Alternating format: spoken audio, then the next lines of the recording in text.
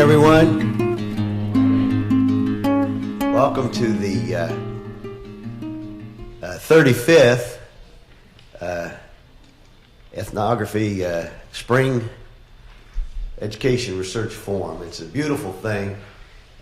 My name's Andy Porter. I'm the Dean of the Graduate School of Education here. It's a great privilege to welcome you this morning. It's a great privilege for our school and for our university to host this great conference and be a part of this great tradition. I've looked at your program, and I see that you have a very large program for this conference. You have some 250 presenters to look forward to, and I challenge you to listen to each and every one of them. The conference is also anchored by two greats. This morning we're going to hear from Christine Hélot from Strasbourg, France. And then at the very end of the conference we're going to hear from my very dear friend Shirley Bryce Heath, who is another all-time great in this field. And so it's just going to be a very, very fine event. This school, this Graduate School of Education, is small, but it has a long and distinguished history in this particular field. I'm so old that I can remember education research before there was really hardly any ethnography done in education research. And that means I'm probably not one of you, and I apologize for that. But I think that the ethnography and anthropology, and more generally education research done recognizing that there are different ways of knowing, is such a great strength to the field, and something that the field has profited enormously from. I don't think you'll find a statistician and psychometrician in the world who isn't a bigger champion of different disciplines brought to bear, different methodologies brought to bear on the pressing problems in education. And I think we're all much better off for it. And I hope, on a good day, we keep each other honest. And on a very, very good day, we complement each other in our work.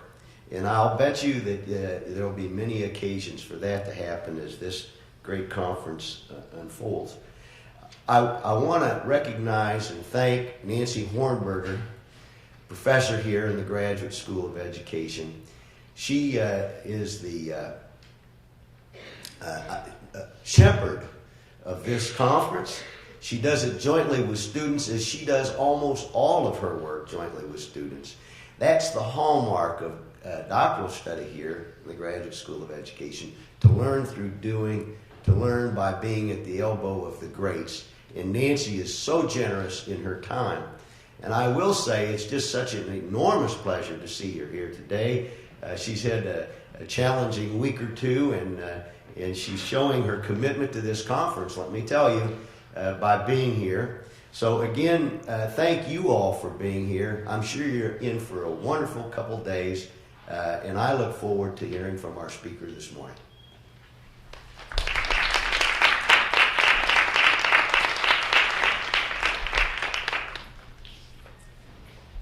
Good morning, and welcome to the 35th Annual Ethnography and Education Research Forum.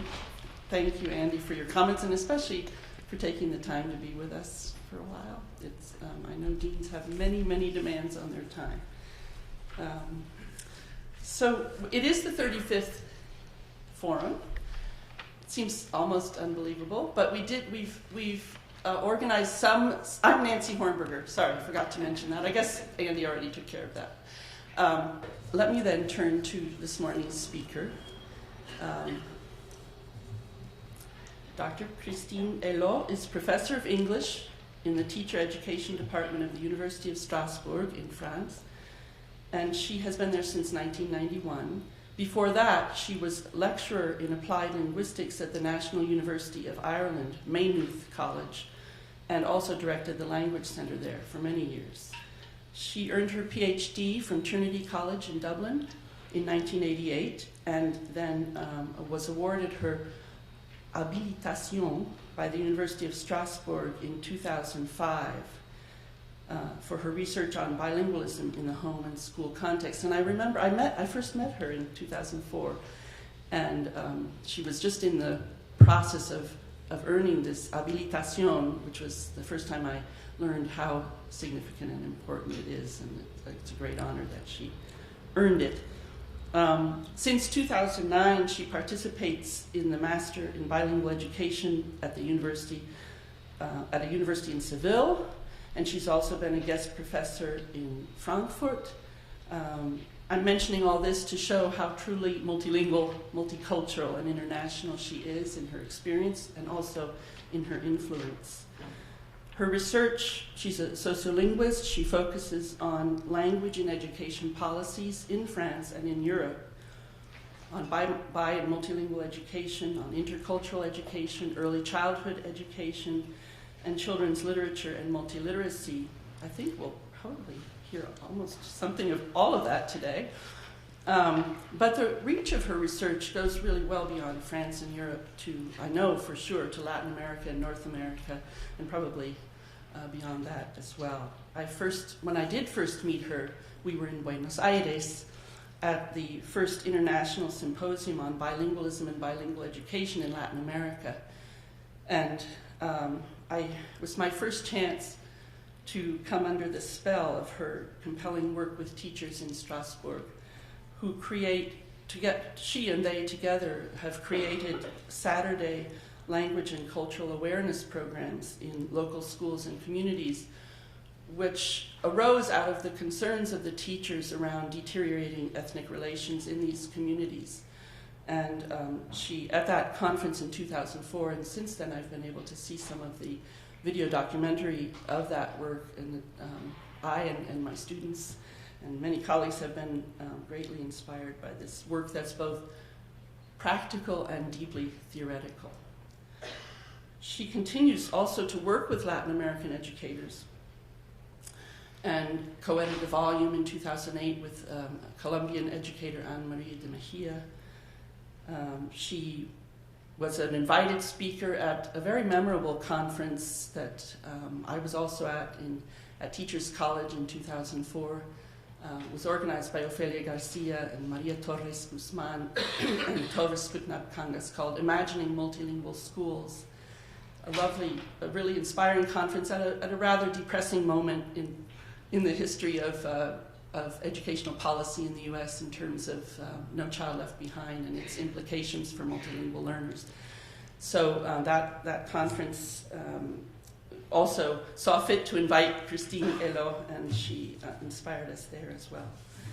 So with those few words of introduction, and leaving the floor mostly to Dr. Hélot, I'll just say that her most recent publication is a co-edited volume, one of her most recent co-edited volume called Language Policy for the Multilingual Classroom, Pedagogy of the Possible, from which we took part of the title for this year's forum theme.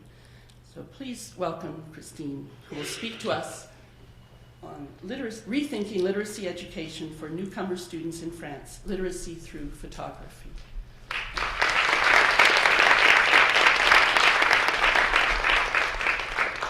Thank you very much, Nancy, for this very nice introduction. I've been very influenced by the work of Nancy Hornberger. Indeed, we met for the first time in Buenos Aires, and I was very intimidated, I have to admit, because I had been trying to apply her theory of the continua of biliteracy to bilingual education in France, which is obviously a very different context from the context Nancy had been working in. So I had to present her theory in front of her, applied to my context, but I think from then on I felt less intimidated, if I can say so. I'm very honored to be here today with you. Thank you, Dean, for welcoming me as well. Thank you, Hoa, and please give my thanks to Holly, who is in the other room, I think. And thank you very much, Francis. I can't see you, for welcoming me when I arrived in Philadelphia. I'm going to present some work I've been doing with a PhD student of mine in Strasbourg, and you will see that some of the slides are in French, or there's a little bit of German at times as well, because you know in Europe we're supposed to be plurilingual. We tend not to use the word multilingual too much because we want to be different from you.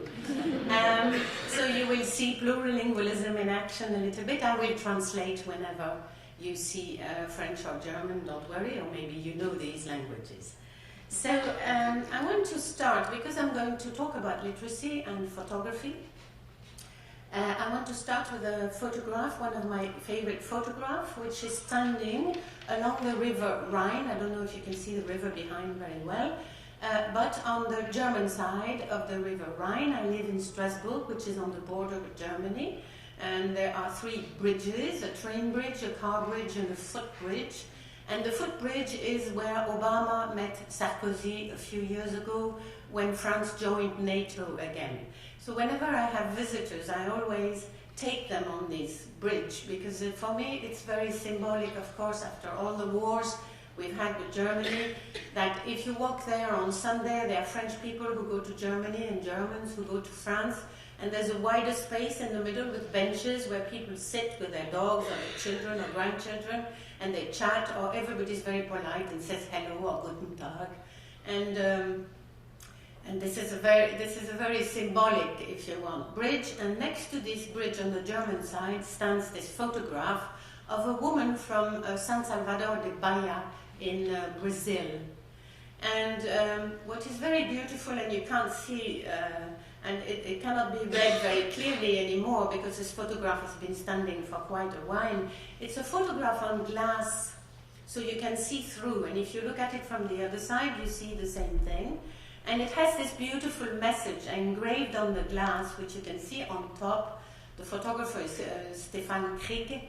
Die Welt mit andere Augen sehen, die Welt mit den Augen des anderen sehen. Which means to see the world with others' eyes, or with different eyes, if you want, and to see the world through the eyes of the other. And for me, this is really what multilingualism is about.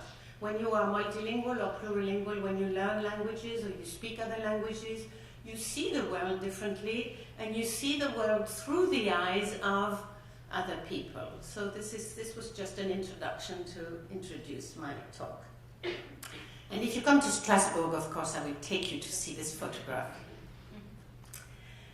In the first part, I would like to present briefly the socio-political context in France at present, European language policies, because basically you cannot talk about any country in Europe without taking into account European policies. They are very influential, from Greece to Spain to Portugal to Finland to France and Germany and so on. And I'm focusing on newcomers in France, and a project which was carried out with these students. And the photographs you will see exhibited in the graduate center are photographs which were taken by these newcomer students in France. I want to insist on this because a professional American photographer worked with the students, but everywhere we have shown this exhibition, in France and in New York. It was on for the Journée de la Francophonie in the United Nations as well last year. People think it's the photographer who took the pictures. No, the pictures were taken by the students themselves. So education policy for newcomers in France, and here you have one of the photographs in the exhibition, which I like very much. So immigration in France today, just some figures. It's always difficult to have statistics. You know, it's illegal in France to get ethnic statistics, and there's a lot of debate and polemics about that, and we still haven't moved, so it's always complicated. And these are the most recent ones, 2007, but what's interesting, if you want, is about 6% of non-French people, or people without a French passport, living in France, and it's no more than 1930. This is what's more important than the statistics, because an awful lot of people think that we have more and more immigrants, but in fact we have a long history of immigration in France. So, as I tell my students, we are not being invaded by immigrants, as the press tends to relay. And there is research coming out more recently on the languages of immigrants, on the school achievement of children of immigrants, and so on. And basically what it shows is that children of immigrants do not do any worse than French children when they belong to the same social class. So the issue is more an issue of social class rather than anything else. Just to show you again where immigrants come from in France, you probably, if you know a little bit of France, won't be surprised. North Africa, Algeria, Morocco, Portugal as well, Italy. So the light blue on top is 1999, and then the pink below is 2007. So you see, for some of these people, there are more and more, but for others, there are fewer, and you see fewer Italians, for example, and people coming from Spain, Turkey, Tunisia, United Kingdom. So you see, what's interesting, I think, in this list as well is we have people from Europe coming in to work into France, and people from outside of Europe as well. People from Senegal, formerly colonized West African countries. Socio-political issues, we're in the middle of it. I was reading documents which have just come out from the Prime Minister's office. In fact, last week, the present government is trying to devise a new policy for what we call integration. And there have been a report, it came out in December, of a working group to advise the government on this issue of integration, which is a hotly debated issue all the time. And the term integration is very important because this is the one which is being used, even if the policy is more assimilation, really. And this report is very interesting. I don't know what the government is going to do with it, but it states really very bluntly and with examples and very well analyzed that there's a lot of discrimination in France, a lot of inequality, a lot of exclusion. And the notion of integration is really very problematic because it should include reciprocity. Integration doesn't mean just integrating foreign migrants into France, but it also means French society welcoming and doing something for these people coming in. So the practices on the ground, whether you look at schools, for example, or you look at hospitals, or you look at the state offices where you have to go, prefecture, where you have to go, city hall and so on, where you have to go to get papers, the practices are very assimilationist. In other words, the idea is that foreigners or immigrants should become French as quickly as possible and shouldn't show any differences in the way they dress or the way they speak or the way they eat and all that. Obviously they do. There's a lot of differences in France, and France is multicultural, multilingual like any other country today. But it's in the imaginary, if you want. And what is very interesting, if you compare to the United States, which obviously has a totally different history, is that in France really, and this is said in this report, immigration is imagined as kind of non-legitimate, as if it's not part of French life and French history, although we have this long history of immigration since the 19th century. And the other problem is that policies, integration policies, have been targeted at migrants, policies about integration targeted at migrants have included children who were born in France, so French children who are originally of migrant parents. And also these policies do not target France as a whole, as a society, but only specific groups. And I'm sure you've heard about all the riots in our suburbs and so on. And these are the issues at the heart of this problem, is that a lot of these young people rebelling, if you want, and burning down schools and libraries in certain parts of some suburbs of Paris are French citizens, but they are not really considered or looked upon as French citizens because their parents were originally from another country or because they have a different skin color and so on. Language education policies in Europe, as I told you, we cannot talk about any European countries without taking into account what is being done in the European Commission in Brussels and the Council of Europe in Strasbourg, the city where I live. And in the Council of Europe, there is a language policy unit which publishes a lot of very interesting documents and reports, which you can get in French or English on the website which you have here. By the way, I have a list of references which will be distributed. Do take it before you go, or maybe Francis, you can give it before people run away. So on the what's interesting is to look at these policies, these European policies, as far as migrants are concerned.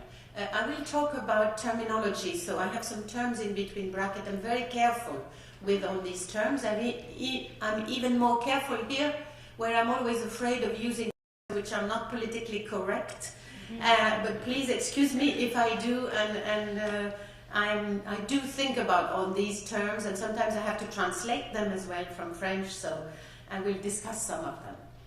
And under the section migrants, and in the policy for the Council of Europe, I'm going to show you their schema in a minute. It says the linguistic and educational integration of children and adolescents from a migrant background. So this is the way they are being described. And the central notion which is discussed in these policies is not really in terms of their needs, it's in terms of their needs of language of schooling. So we don't really, or academic language, if you want. And then the other denomination to describe the languages present in our schools, taught or not taught, are regional languages, for example, Basque or Breton in France, minority languages, it can be anything, for example, Arabic comes under minority language, but it also comes under migration languages. And then what most children learn at school is foreign languages. We don't really use the term second language for English or Spanish or Italian, for example. And within foreign languages, we have modern languages and classical languages. In France, all children start learning a foreign language, which is mostly English, from age 7, 100% of children. A second language from age 11, and many students take a third language from age 14. English is the most commonly learned language, then Spanish is the most common second language. And then there are there are 8 possible languages at primary and 56 possible languages at secondary that you can take at the baccalaureate. It doesn't mean every school is teaching 56 languages, far from it. Most schools offer English, German, Italian, Spanish. Some schools offer Russian and a few other languages. But if you want to take Dutch, for example, at the baccalaureate, you can. If it's not offered in your school, you can have it through distance learning, and the school pays for you to take it through distance learning. So there's a very active, if you want, language policy for learning foreign languages. And in these, to go back to these European texts, young migrant students are referred to as vulnerable. And this term comes up quite a lot in all the reports about newcomer to European schools. And in a sense, this is this term vulnerable, which you will see I want to question in the work I'm doing with my students in the PhD program. A very good book you might not know, or you might know, published here in Harvard University Press, is Rosemary Salomone, who is a law professor at St. John's University in Queens, New York, which is called True American. It's a very good book because the last chapter compares the situation of immigrant students in the United States and in Europe. And it really, this comparative outlook gives a good understanding of the differences between our two contexts. This is the table. If you go to the Council of Europe webpage, this is the way they conceptualize languages at school. And so you can see the way at the top it says the learner and the languages present in school. And you see how at the center is the language or languages of schooling, which means language of instruction. So languages for the spaces in Europe where we have bilingual education. And it's at the center because it felt this is what students, all students in a sense, migrant and non-migrant, should acquire at school, is this register of academic language. And then you see on the side, foreign languages, modern and classical. On the other side, regional, minority, and migration languages. And this is very recent that the word migration has got in there, because it wasn't there for a long time, and they kept writing in, I think I wasn't the only one, where are migration languages in your policies? And this was really a weak point in European policies. And you see how languages of schooling is again divided into language as a subject and language in other subjects. So language as a subject, you learn French or English and Spanish. Languages in other subject, you need a certain register to learn history, in English for you or in French for us. But in bilingual program, history can be taught through German, for example, or mathematics as it's done in the bilingual programs in Alsace.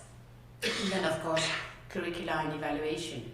But this, I like this kind of table because this, you know, you're looking for languages and their importance and where they're placed. And sometimes this table moves or changes as well. So this is a summary, if you want, of the way languages are conceptualized. I want to come to newcomers because they are the students I've been working with a lot recently. And addressing this issue of denomination. How do you call people or how do you call languages and so on.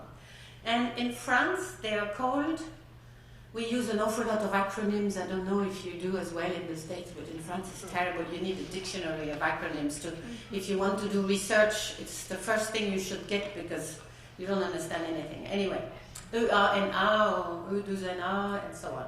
Élèves allophones nouvellement arrivés, if I translate literally, it means students. Allophone is the term we use, sometimes alloglot, which means speaking another language. But I don't know if you know this term, but you know, in France, my students, they never know what it means. Nobody knows what it means, really. I always have to say allo and then phone, you know. But this is typical of the type of terms used by the Ministry of Education. And then newly arrived.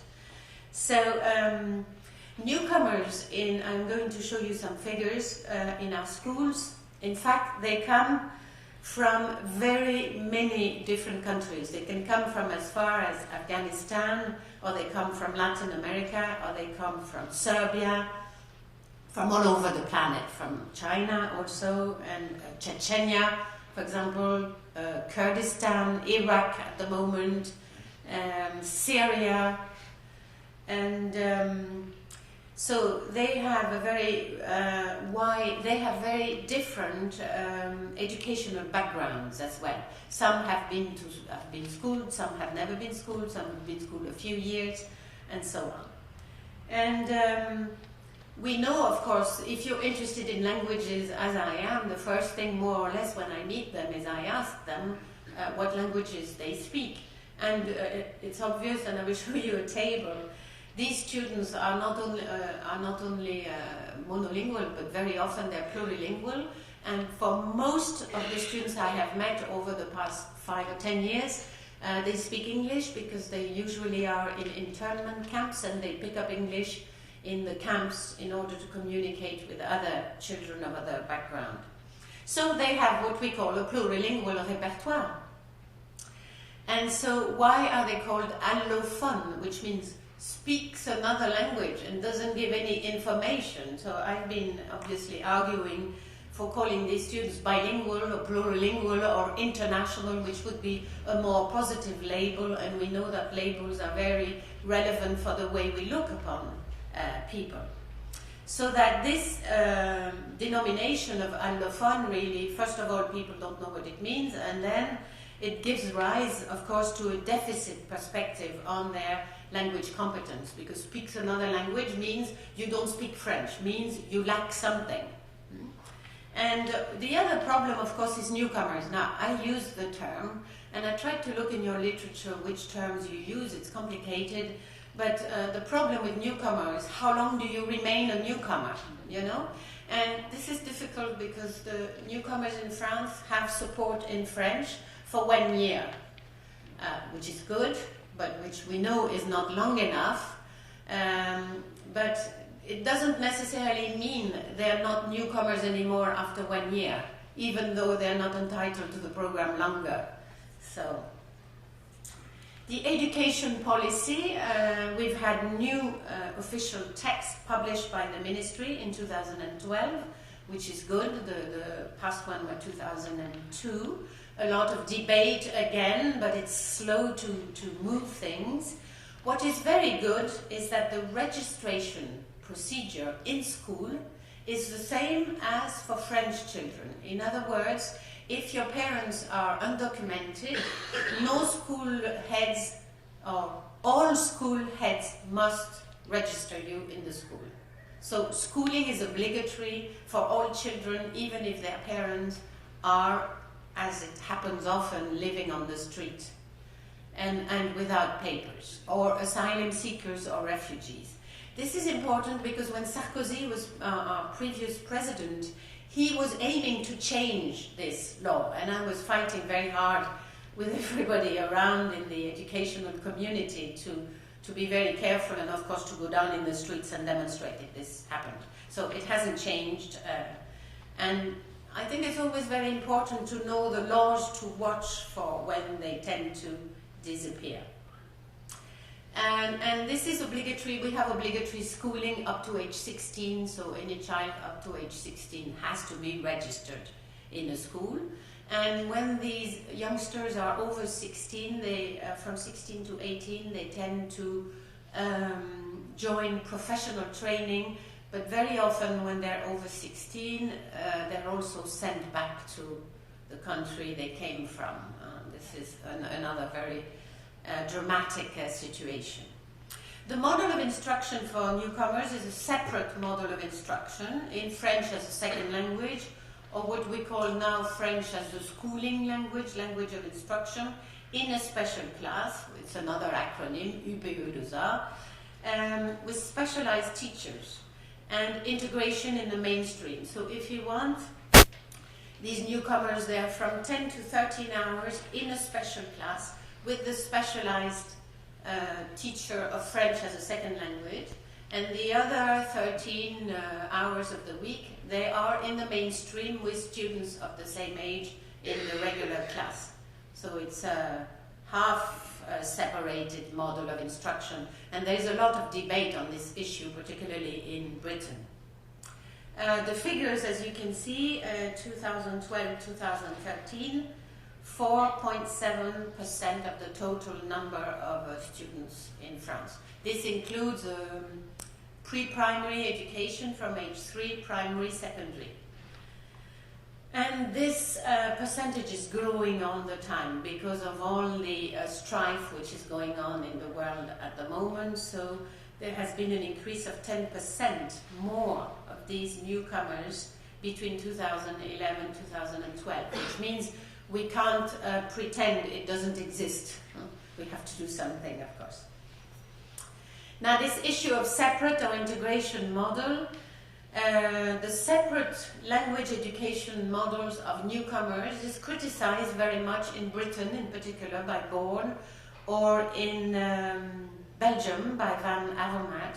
The idea is that newcomers should be integrated from the beginning with regular students, and they should have support in the mainstream class with a specialized teacher, but in the mainstream class rather than in a separate class.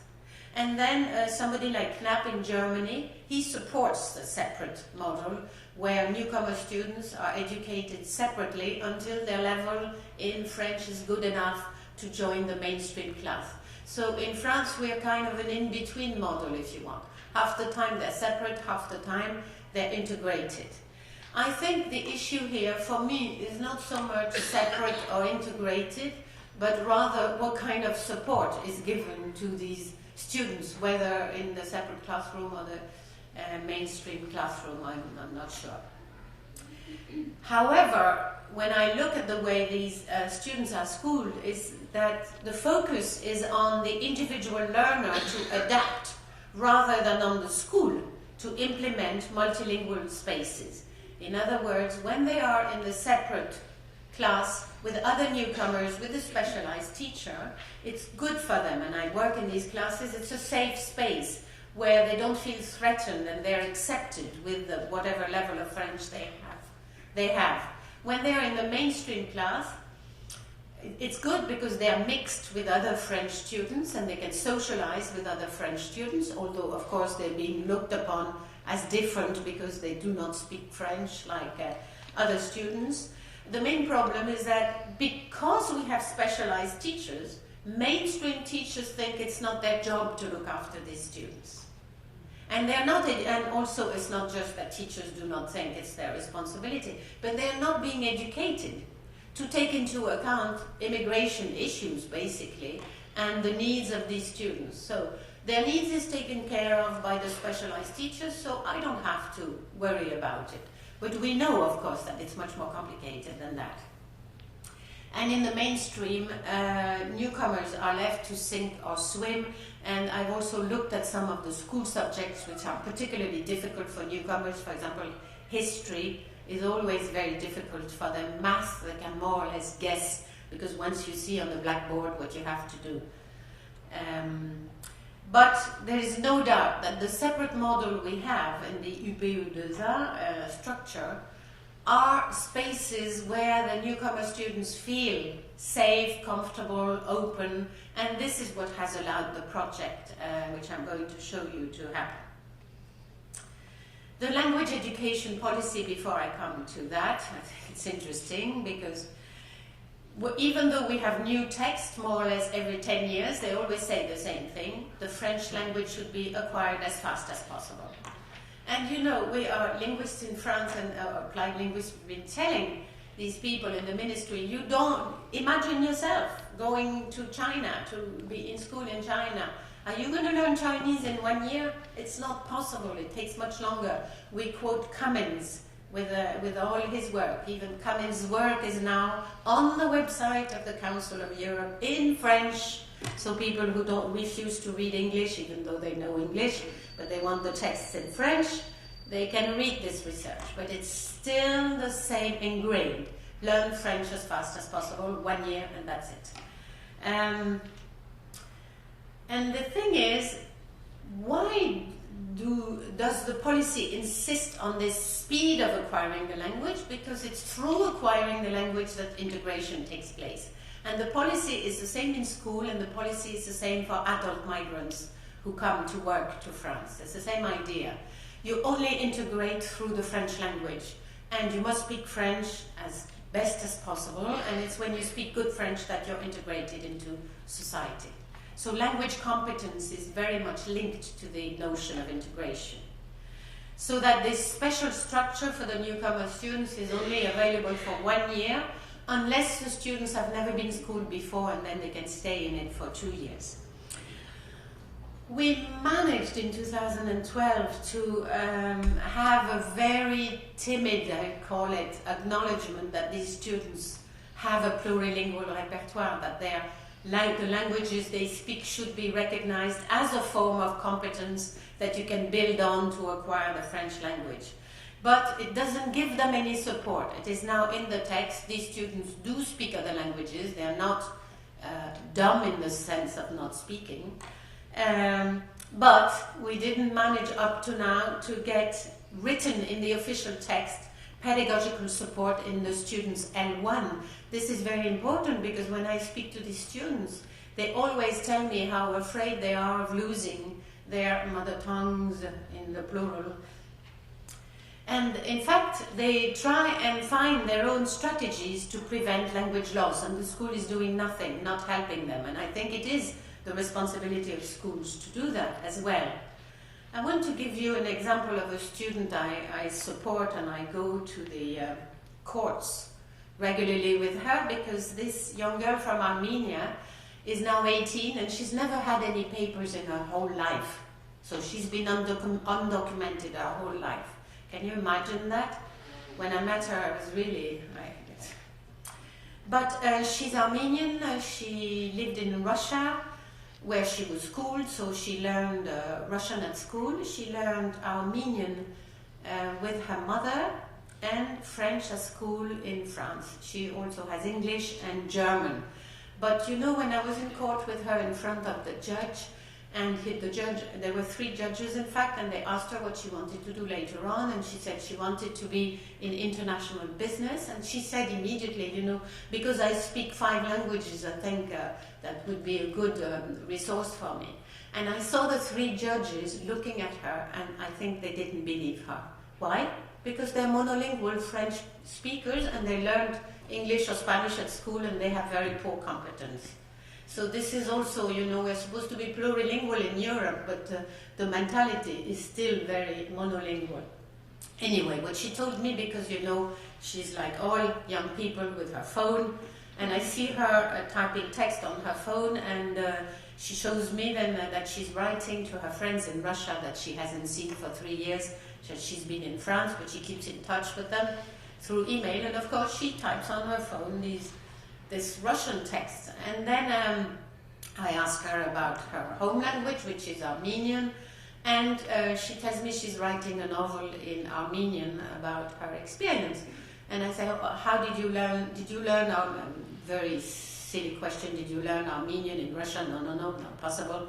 No, my mother taught me, and my mother taught me to write, so I'm now writing a novel in Armenian to thank my mother for passing this language to me. And so she sent me this little text so I could explain to people at conferences what you can see her literacy competence here in 3 different languages with different writing system, and also that she learned the language in her family, and not just to speak it but to write it. And what she says in French, what she says in these texts, and if one day somebody asks me how I could survive all this, I will look up at the sky, I will smile, and I will say, thank you, God. You gave me the strength and an extraordinary entourage, group of people around me. You can say that I have known the happiness of having angels by my side. And she's referring, among other things, to her teacher, who is doing the PhD with me and this project. And this is what she wrote in the 3 languages. Just to give you an example of the literacy competence, which is being invisibilized in school and denied to these newcomer students.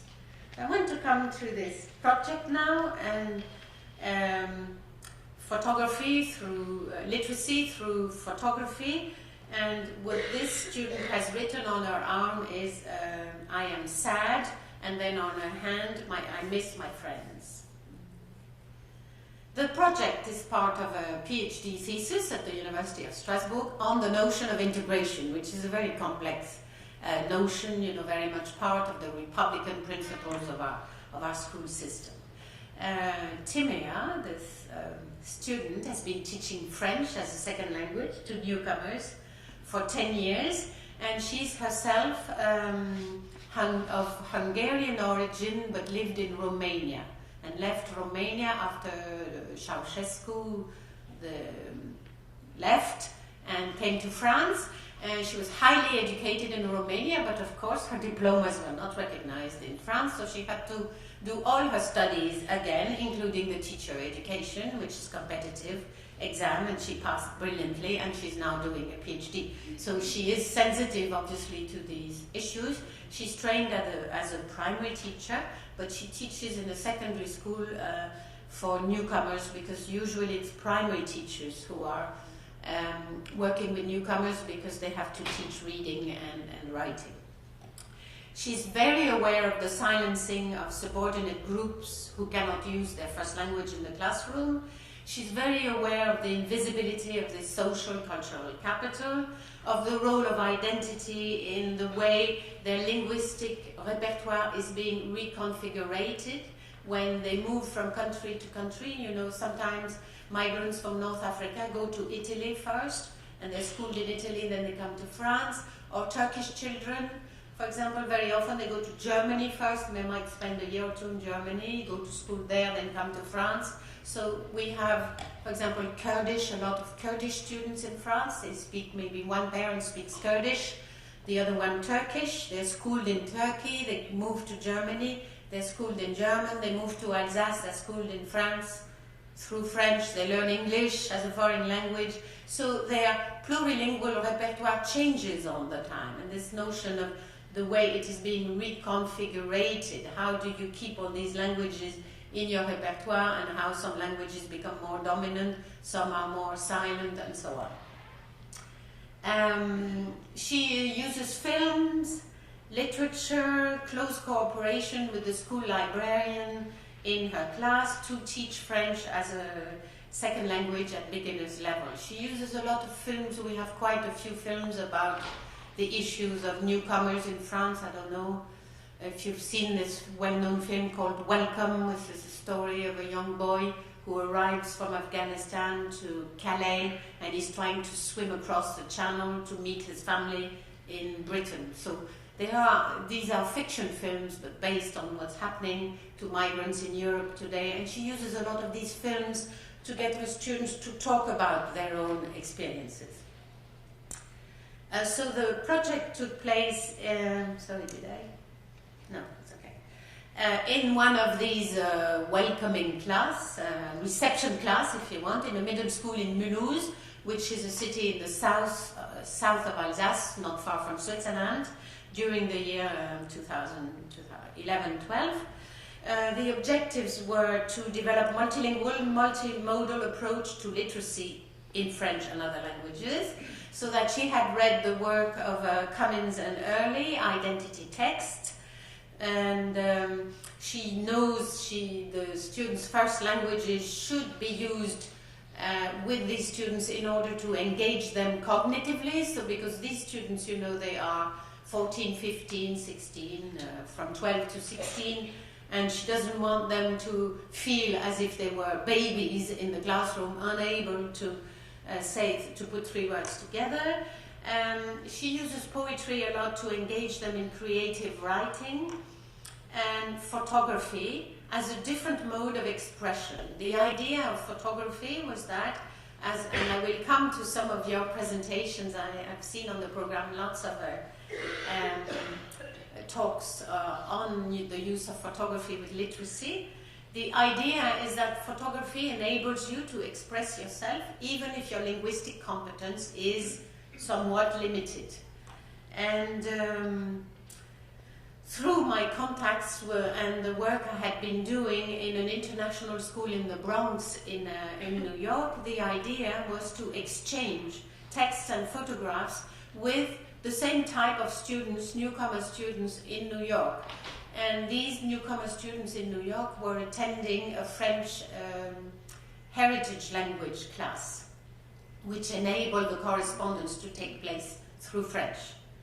And then, of course, it was also very important in the project to have an exhibition at the end of the project in a proper artistic gallery in the center of the city to showcase the students' artwork and also for the students to see their work being showcased. So here are some of the students in France with the American photographer. This project was funded in parts by the French Embassy in New York. So in France there were 22 students in the class. They had 15 different languages. None of them had French nationality. Some were unaccompanied minors. Most are undocumented. Most have lived in different countries before coming to France, and some have never been schooled before. The students in New York City, they are newcomers that we worked with for this project, newcomers from French-speaking Africa. They have different levels of French. Of course, they are plurilingual. French is the language of schooling they had in Africa, if they had schooling in different Western African countries, with some students from Haiti as well. But obviously they speak many other languages like Wolof and so on. It's the international school in the Bronx. They're learners of English as a second language and attending French. It's an optional program as a heritage language, so it's kind of irregular. It was a little bit more difficult to work with the students in New York, mainly because I wasn't based in New York, but also because it's an optional program, so they come and they don't come, whereas the students in France, they're in a regular classroom and they come every day at the same time and so on. So in New York they had 10 sessions altogether with Emily Schiffer, the American photographer, and 2 sessions with my student in France who went to visit them and worked with them in New York. The different steps of the project, and my student is called Timea Piquel. She said I could use her name, so I'm using her name. She has an article coming out in 2014. It's on your reference list. So this is the way she conceptualized the project. First of all, multiliteracy through the use of L1. And the topic she chose, because she wanted to work on identity, was self-portrait.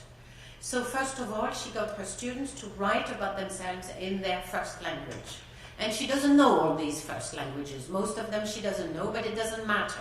And it's very important in teacher education to show teachers that in most of the classrooms we have today in Europe, you have at least 10 children with 10 different languages. You do not need to know these languages to work in a plurilingual fashion. If you trust the students, if you have books, children literature with younger children and so on. Or you can invite parents also or other speakers of these languages. So this is a very strong message I always put across, because so often my students said to me, Madame, I have 10 different languages in the classroom, I have children from Chechnya and so on and so on. How am I supposed to know these languages? So what I repeat again and again and again, you can transform your monolingual classroom into a plurilingual classroom without knowing these languages if you just accept them and find the resources where they are. For example, internet, you find things about Chechnya and what language is spoken there. So they wrote about a kind of autobiography, what they had lived, what they wanted to write about their life, basically, in their own language, and this was kind of private writing.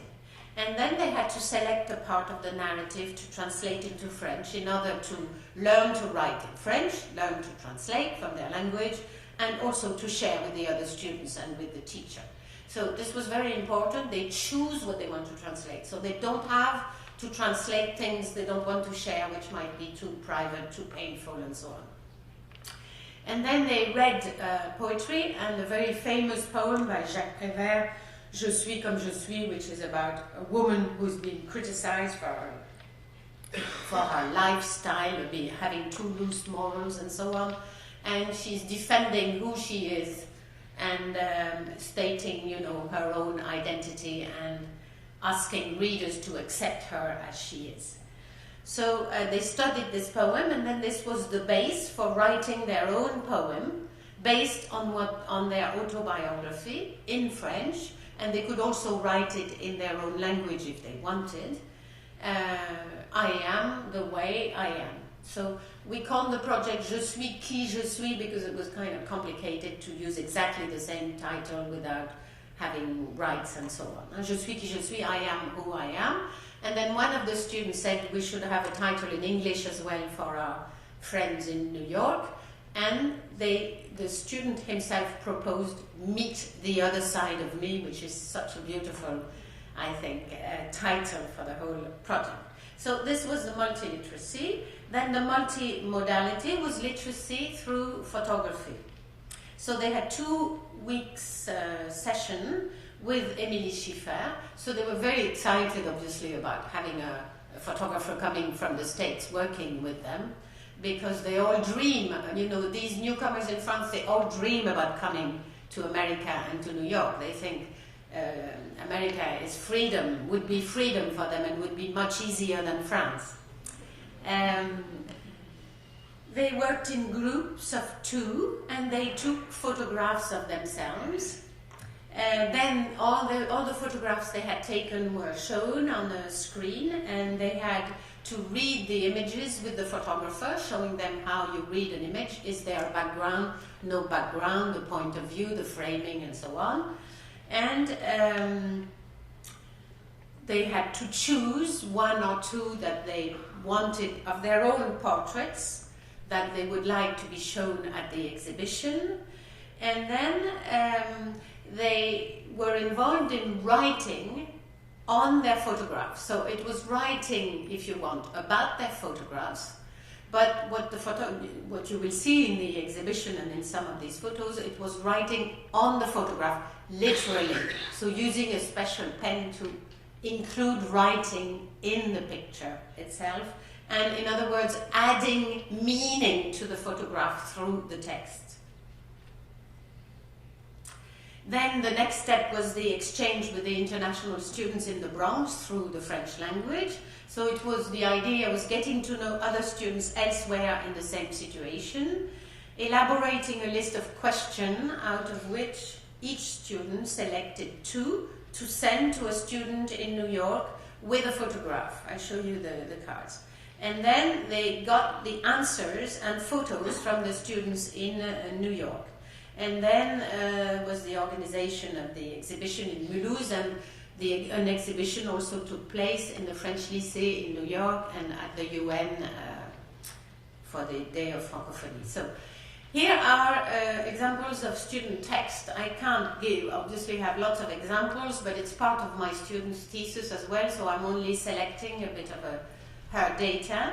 So you can see in New York, I am what I am and not what you think of me. Africans are pretty, even though they are black. I am proud to be African. I was born to love.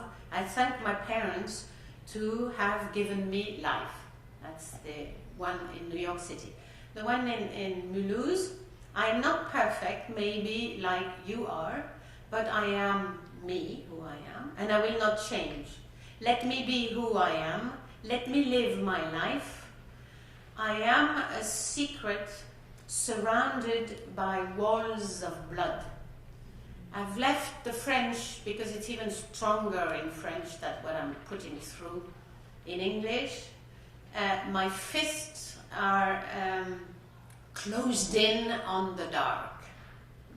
And it's also very beautiful in French if I say it. Je suis un secret emmuré dans le sang. There's beautiful rhythm to that. Un point fermé sur le noir. So it's not just the words, it's also the structure, but also the rhythm. And it's extremely powerful. And there were many such poems being written. The questions they exchanged with their colleagues on the other side of the Atlantic. When I arrived in France, the hardest for me was to learn the language. And for you, what was it like to learn English? So you see the centrality of language. And the student in New York answers. To learn English in the United States, it takes a long time, months and months. Another one in France, sometimes I tell myself it would be better if I went back to Hungary, but I know that in reality it's not true. Unfortunately, I feel I do not belong here, because for the moment I do not have any friends and I cannot speak to anybody. And this is how I feel. And this is the reason why I don't feel good here in France. And you, how do you feel in the United States? I give you the answer after. So these are the students in New York City writing in French to the students in Mulhouse. See, the French teacher, Timéa, she had prepared these cards with the question. There was a photo of the French student that they selected, that they stuck on the card, and then in red or green, there are the questions they're asking the New York students. She came to New York, she gave these cards to the students in the classroom. The students in New York answered the question, stuck a photograph on the card, the back of the card, and she took it back to the students in France. So this is how the correspondence happened. including the photographs and the text and the answering the questions. So this is what the student in New York answers. You know, I like your question. When I came here to the United States, I didn't feel comfortable at all because I didn't speak English. And then I missed my country terribly. But with time, I'm trying to adapt because I know it's only for a while. I understand you, but you must make friends because for me, it was also difficult when I came here. But with time, you're going to adapt, just like I did. So they're giving each other's little support and forms of resilience, if you want. And this is how the exhibition in Mulhouse, this is how we did it.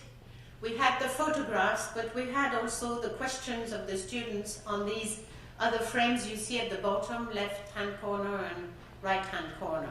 The question of the French students and the answers of the American students. The idea was for the people who came to see the exhibition to see this exchange. And of course, this was in the press, which is very good because, you know, most things in the press about immigrants in France is always negative. And for once, the local press had interesting article, you know, French exile and American exile through text and picture, visions of exile, hope and new lives, which was what we tried to put across. Some visitors' comments in France, because it was important, not just that the students showed their work, but that they saw the feedback that was given to their work. And somebody wrote, to all of you, young and adults, a great thanks for your generosity, for the sensitivity sensitivity with which you're sharing your experience. I hope that France will be worthy of the welcome she owes you. I hope your wealth and richness will help to build the France of tomorrow. We don't know who wrote these, just people who came. Dear students, you are a lesson in humility for us. You are showing us that life is a challenge which is worth being met. Some of your sentences are still resounding in my head. The last one, bravo, thank you, courage, joy, trust, pride, sharing, respect are the words that come to me to qualify this exhibition. These are the students taking photographs of themselves at the exhibition, so you can see that it continues. And I want to address research questions now and come to the last part. I hope I'm not over time. I'm okay. I only have a few slides. These are the students in France talking about writing in their first language. What did it feel like to be able to write in your first language, which is most uncommon in French classrooms, I have to say. Even in these special French as a second language classroom, the objectives is they learn French and they have to learn French through French. So they said, we had more vocabulary, more words. We were a little hidden from the others, which means when we wrote in our first language, we could write what we wanted because the others didn't know what we were writing. I don't want to say what is delicate, a little bit intimate. I don't want to say everything. Okay, this is another position. Even in writing in my first language, I'm not going to write down things which are too personal. Fine. Another one says, we feel more at ease. And then Z says, on sort tout ce qu'on a, which means, this is difficult to translate, this is funny, but it means I brought out everything I had inside me. So, you know this through research. Students need to feel safe to draw on their personal experiences, of course. They must work at their cognitive level as well to be stimulated, obviously. And working at your cognitive level when you don't have the language of instruction gives you security for moving from your own language into the language of instruction. So, interestingly enough to watch from my point of view, is that some students were actually hesitant to use their first language. They've been just a few weeks in France, they've already internalized the monolingual habitus. They've already understood that French school is through French and you don't open your mouth in another language in the playground or in the classroom. So that when a teacher actually changes the practices and tells them, yes, you can use the first language, ooh, They felt, what's going on here? You know, they weren't sure. They were a bit destabilized. And what was interesting is what the parts of the text they chose to translate into French. I thought this was very clever of my students to give them that freedom and to just pick what they wanted to express. So obviously there's a process of empowerment there. They're in charge of what they want to express through their writing. This is not writing which is imposed on them. They have to do the task, but in the task they choose what they want to express in French. Poetry, and the choice of poetry obviously was also a very good choice, because poetry gives you more freedom to express yourself. And there are many poems you can use of French poets or other poets in other languages, which show how you can play with languages through poetry, and you can invent new forms and so on. So poetry gives more creative freedom with language, so it's a particularly good genre to use with newcomers when they start learning the language of instruction, because they can produce a whole text with a limited knowledge, while at the same time be creative with language. And autobiography, of course, is also an important dimension for these students, very delicate, of course, to work with this. But there's some interesting work by a French philosopher called Ricoeur, who talks about the importance of memory for identity reconstruction, and how to work through what he calls narrative identity, how to include memory in narrative identity. In other words, through writing, you can recreate your own identity, or even a new identity, if you want, including the dimension of time. In other words, looking at your past and creating yourself a new identity to cope with your present and to envisage a new future. And this is one of the students in Mulhouse, when asked about this writing, said about this thing of autobiography, writing about yourself. She said, because we know better our own history. Because I had never thought, when I lived in my country, about my past. I didn't think of my past. I lived in the present, but I always thought about the future. And through this exercise, the student had to go back to facing the past some way, but not just to sink into this terrible past that forced them to leave their country, but to acknowledge their past history to build their new present future history. This is what Ricoeur says, that the experience of displacement changes the outlook on time and forces you to, in a sense, build your future by taking into account your past, not invisibilizing or burying your past. Literacy through photography, I found a very useful American book published here by Ewald, where she shows how some elements of photography have parallels with writing: framing, point of view, timing, use of symbols, details, and so on. And with self-portraits, students learn that they can transform themselves into characters, just like in literature, just like when you write. So it's very good to learn about framing when you write, when you create a character for a story or for in a picture. You don't write down everything. You have to make choices. It's exactly the same with photography. You can't show everything. You have a point of view. Writing also before shooting photographs was very good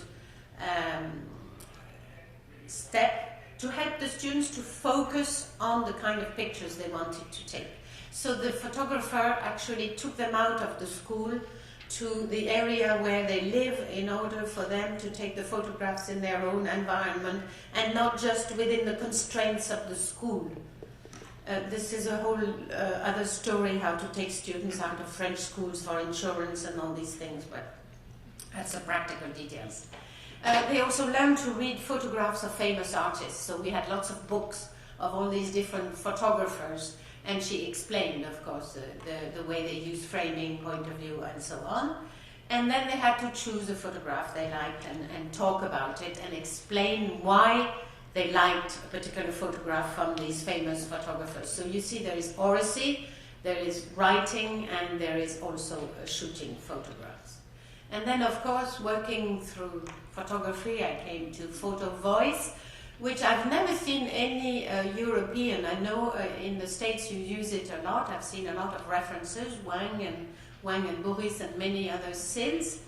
But in Europe, I've never met anybody working with this notion of photo voice, which I found very interesting. So it's community and participatory, action research approach to, at the beginning, to understand problems of health care, homelessness in local communities. This approach relies on the lived experiences of people to record what they see as the strength in their community. And this is why it's so interesting as an approach to use with newcomers, because people are the source of expertise. So students can be the source of expertise. And visual images are used to think critically about the forces that influence people's lives, what is visible and what is invisible. It aims at creating change through fostering agency and voice, and it leads to social transformation of inequality, so it's based on the work of Freire. And I found a very good article, which is in the list, by Chio or Caio, I don't know how you pronounce it, and Fant, in the Journal of Management Education. I recommend it if you want to use a photo voice, if you don't know it already. So that photo voice really is a pedagogy of possibilities, because even within the constraints of a monolingual language policy, like in France, it is possible to implement a pedagogy of hope, and I'm quoting Nancy because I also like this expression, over a pedagogy of control. And this is really, if I analyze this project, this is the way I can see it.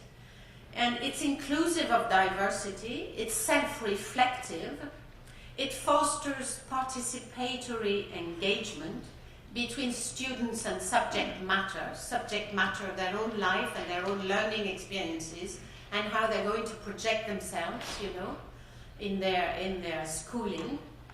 And it's also an engaged dialogical form of practice that helps students to be active participants of their own learning and development.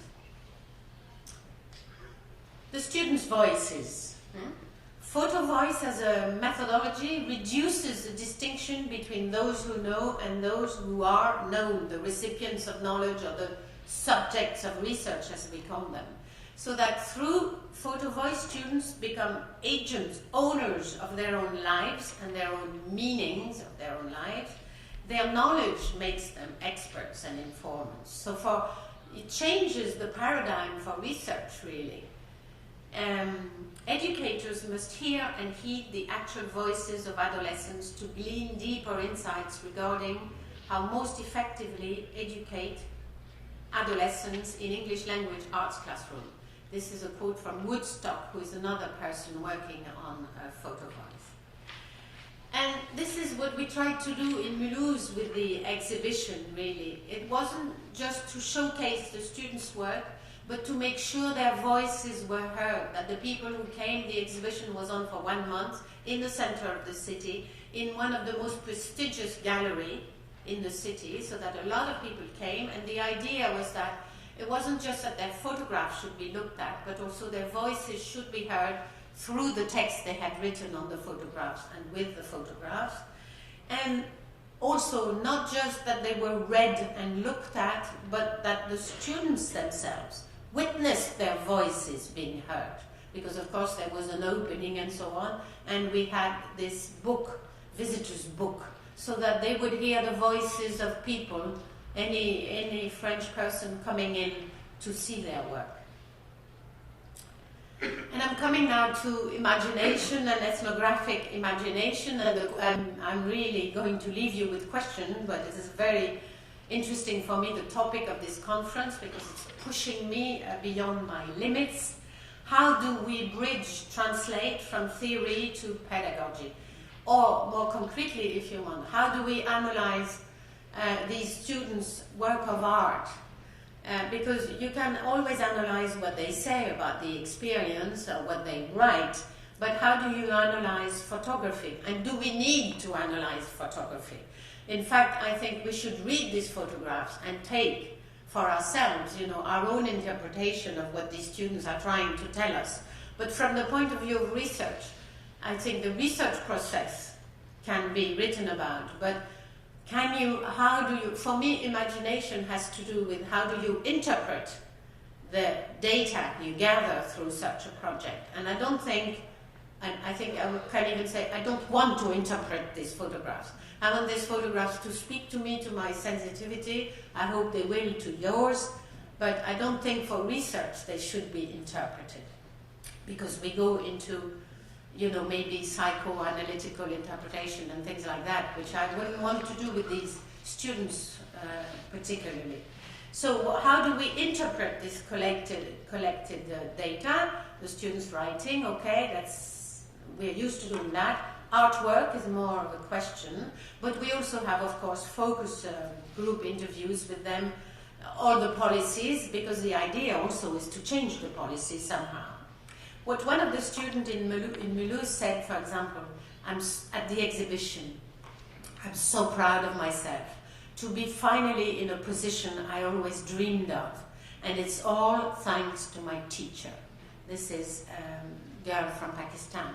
I like this quote because it shows the role teachers can play in transforming these students' lives. There's a lot of dangers when you work with newcomers of focusing on misery or exoticism, and this is also what you see very much in the press or on the television. And if you focus on their miserable lives and the way they are vulnerable, as is used, remember, in the policy of the Council of Europe, well, of course, then this leads to a deficit perspective or compensatory or lower expectations at school. And I think another warning is regarding their plurilingual repertoire. We should also be wary of romantic bilingualism, as Harris calls it. Having a romantic vision of their linguistic competence, in the sense that, yes, they do speak many languages, they don't necessarily write them all, although we have shown you an example of a student who did, but they do need to acquire French in order to survive in French society and to go to university or get papers also, because when they're in court they have to express themselves in French. And their marks in French are very influential for getting documents in order to stay in France. So we also need, of course, to have strategies for these students to learn French in a very as expertly as possible. This doesn't mean excluding their first language, but we shouldn't forget that they have needs, in a sense, much more vital needs than regular mainstream students, because depending on their language competence, they might get their documents or not. And the other thing that came through for me very strongly through this project is that adolescent newcomers have much more in common with other adolescents than differences, and that I think we should also remember. And so this asks the question, should they be educated separately? You know, the international school in the Bronx, they're all newcomers in the same school, and the theory in the States has shown that they do better when they're all together in a safe space, not mixed up with other students. So I think the research there in the States really questions our model in France, which is half separately. Photography, just a few words. The project was not about documentary photography. It was self-portraits by the students in order for them to reconstruct their identity. In other words, to see themselves maybe differently from the way they saw themselves when they first arrived in France. Giving a positive image of themselves. But it involves self-reflection, to know, to represent, to imagine an I, or a new I, through the eye of the camera. And this lovely pun is not mine, it's a Caillou and Fant. And of course, photography is not the faithful reproduction of pre-existing reality. It is constructed Thus, it cannot be used as empirical proof, again, for the research point of view. And the question, I mentioned it a bit before, as spectators, how do we engage with the artwork? So what we did in Strasbourg, we also had the exhibition in the teacher education where I work.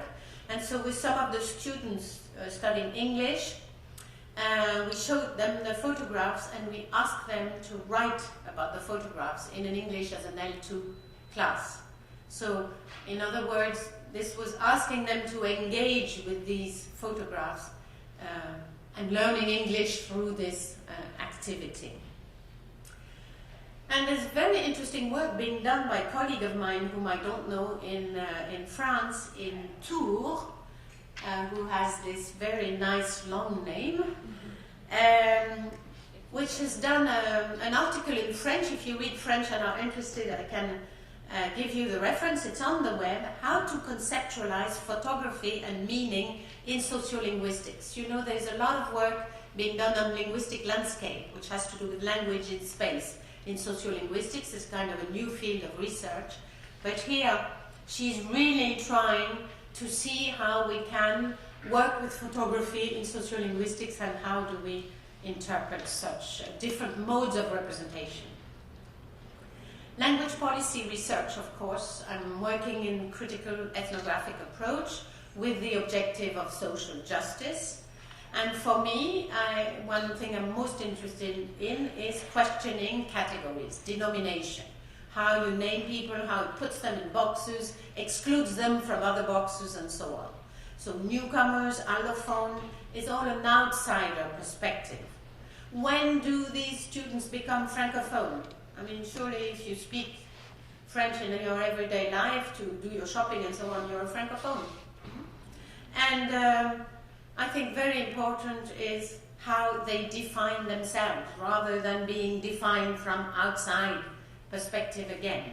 And I think we get a glimpse of how they define themselves through the photographs and their text. Language policy at macro level, there is lack of support for their L1, which puts them in an insecure position all the time. So they're trying to learn French, but they feel insecure. Their L1, their first languages are not marginalized, really. In a sense, it's worse than that. It's invisibilized. It's as if it doesn't exist.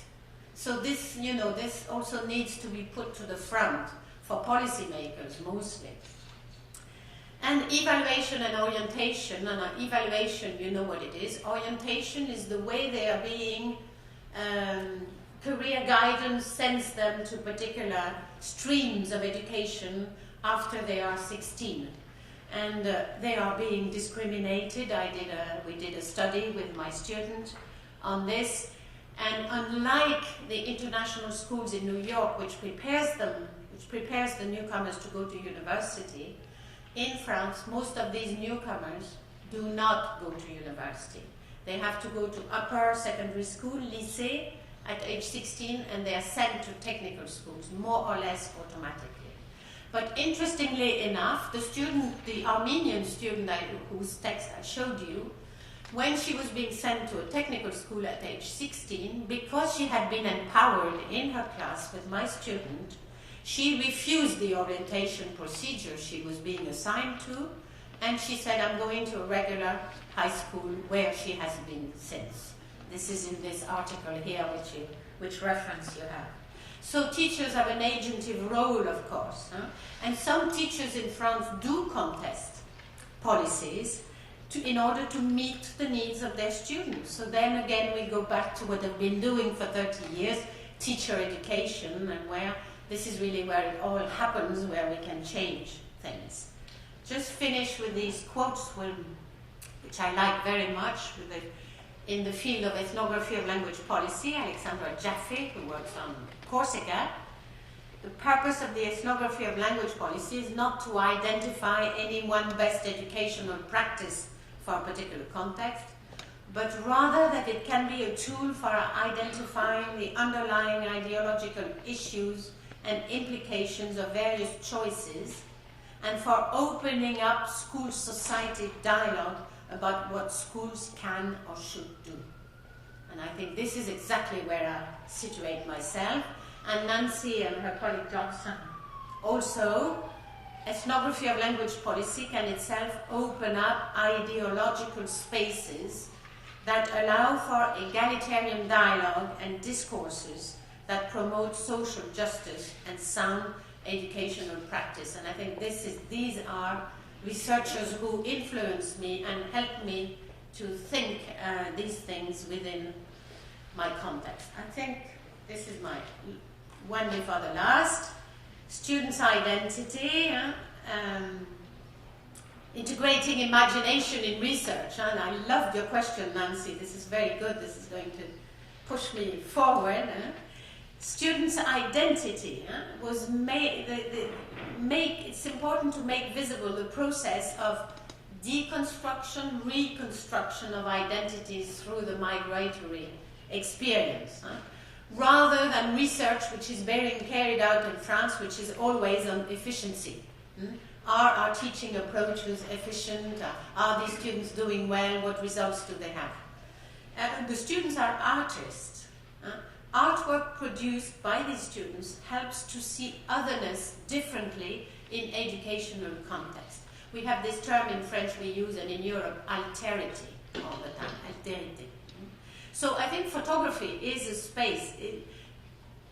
We can see photography as a space to imagine in educational context.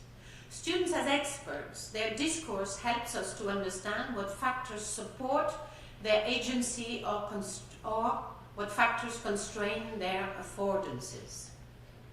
And then pedagogy as a field to imagine differently in the 21st century. Critical, we know what it is, inclusive, transformative, participatory, creative, multilingual, intercultural. These are all the terms I'm trying to use and to work around at the moment, but I'm sure I will hear new ideas at this conference.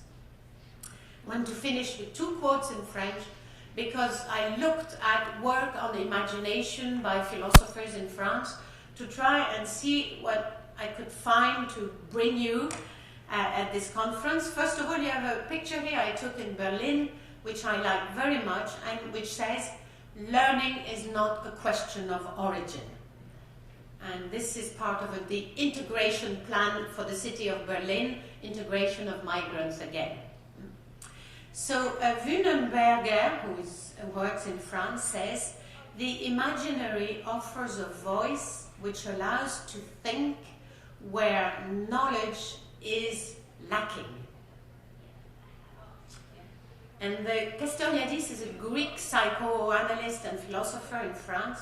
It is impossible to understand what we have been, what is human history outside of the category of imaginaire, is imaginary or imagination.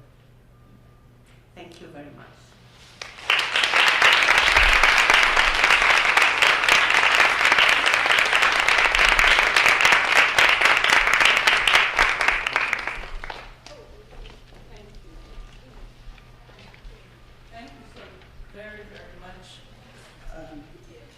I'm overwhelmed by the richness of this presentation. So much that we can relate to on this side of the Atlantic in the ways you've so comprehensively described the French system and the policies and the language education policy and the situation of immigrants in France. And then you've taken us on this tremendous journey of our forum's theme. You've framed everything that we could possibly want to think about, I think, in the next few days. And just thank you so much. Thank you. And I hope you'll be able to enjoy this coming sessions. I think that because we started a little bit late and we need to get right on to the 10-15 sessions. So we'll stop here and see you over at 3700 Walnut Street for your 10-15 sessions. Thanks, everybody.